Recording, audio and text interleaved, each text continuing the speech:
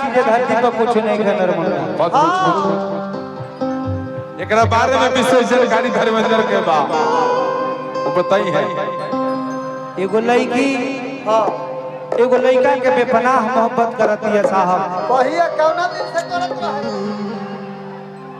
लड़की के शादी लड़की तो आजकल सब धोखाबाजी कर करी सब ओकनी खातिर अब कुछ भी कर दे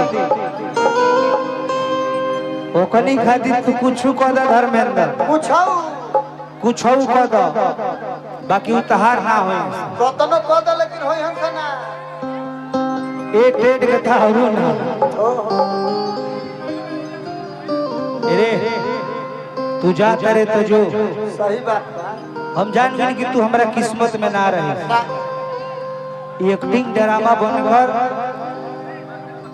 एक्टिंग सब हम जानते नहीं तोरा रोला से प्रेमी के दिल ना पकड़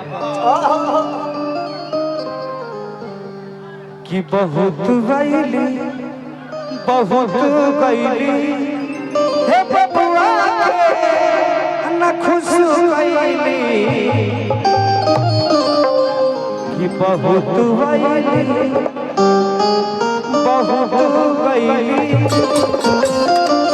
हे प्रेमी के न खुश कैली खाली बदनाम करे सब व्यक्ति करते हैं। आप भी प्यार किए ना भाई साहब।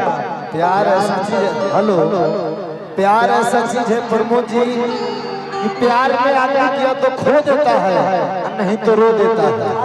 प्यार से जीवन खराब ना हो कुल्ही रंगीन पानी है प्रमोद प्रेमी जी शराब ना हो है हमारा प्रमोद भाई के दांते उंगली दबा के मंच पर एक्टिंग करते इनका प्यार का जवाब ना हो ये सब बनावटी लड़कियां हैं।